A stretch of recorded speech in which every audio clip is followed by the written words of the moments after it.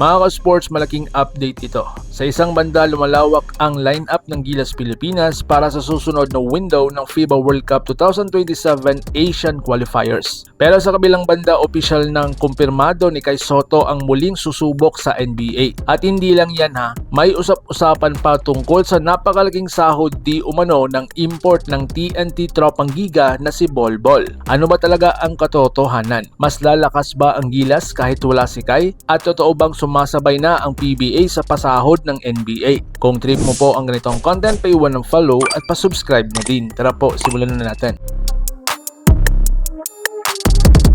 Mga sports, Gilas Pilipinas redemption sa third window. Hindi naging maganda ang second window ng Gilas matapos matalo kontra New Zealand Tall Blacks at Australian Boomers. Bumaba tayo sa standings ng Group A, pero ang magandang balita, pasok pa rin tayo sa next round. At sa darating na July window, mas lalakas po ang Gilas. Ang mga confirmed players sa pool ayon sa ating source: Junmar Fajardo, AJ Idu, Quintin Melara-Brown, Justin Brownlee, Jamie Malonzo, Calvin Optana, Dwight Ramos, Kevin Kiambao, CJ Perez, Chris Newsom, Juan Gomez de Llano, Scotty Thompson, RJ Abarientos, Carl Tamayo, Troy Rosario at Mike Phillips kung local status na. At patuloy din ang naturalization process ni na Benny Boatwright, Malik Diouf at Bright Akuhiti. Kapag naayos agad ang papel, posible silang maidagdag sa lineup. Ibig sabihin, maaaring umabot sa 18-man pool ang pagpipilian ni Team Cone. Ang challenge, sa home court ng Australia at New Zealand gaganapin ang susunod na laban. Kaya kailangan perfect ang rotation,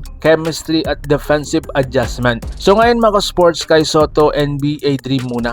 Sa kabilang banda, kinumpirma ni Ricky Vargas na si Kai Sotto ay muling susubok sa NBA. Ayon sa report ng Manila Bulletin, Kai Sotto is giving his NBA dream another slot. Posibleng sumubok siya sa NBA Summer League o kaya'y maglaro sa US NCAA para mas ma-scout. Alam nating lahat matagal na itong pangarap ni Kai.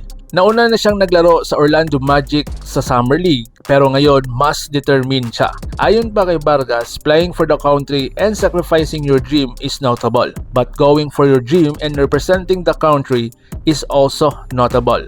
Both are correct. Kaya sa July window, huwag muna natin asahan si Kai. Masakit man pero kung makapasok siya sa NBA, buong Pilipinas talaga ang panalo. So ngayon mga sports, TNT at ang Bol Bol issue. Ngayon pag-uusapan naman natin ang usap-usapan. May balita na di umano na napakalaki ng sahod ni Bol Bol sa TNT. Ayon sa mga report, sinabing umabot sa $120,000 per month. Kung i-convert ito, nako, milyon-milyong pesos po ito kada buwan. Pero tandaan natin, walang opisyal na public confirmation ang TNT sa eksaktong halaga. Ang alam natin, malaki ang investment para ma-define ang title. At kung totoo man ang ganitong kalaking kontrata, ibig sabihin handang gumastos ang PBA para makasabay sa international level. Ang tanong ngayon, worth it ba ang ganitong investment o mas dapat ilaan sa grassroots at local development? Comment ninyo sa ibaba at babasahin ko yan. At sa kabuuan ha, konting recap muna tayo. Lumakas ang Gilas pool daw.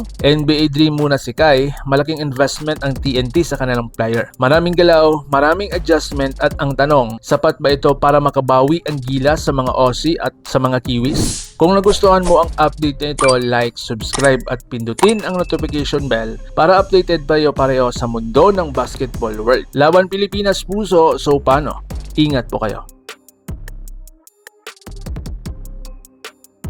Mga ka-sports, kung hilig ninyong bumili ng mga Gilas jersey, Gilas accessories at mga gamit na pang basketball habang nanunood po kayo sa aking mga videos, kindly check this basket on this lower part ng ating video at magpa-pop up yung ating mga items sa gilid. Mga legit po yung mga items dyan and see to it po na makabili po kayo ahead of time kasi meron po yung mga discounts and mga promos depende po sa seller. And also, kunting suporta din as a content creator po. Salamat!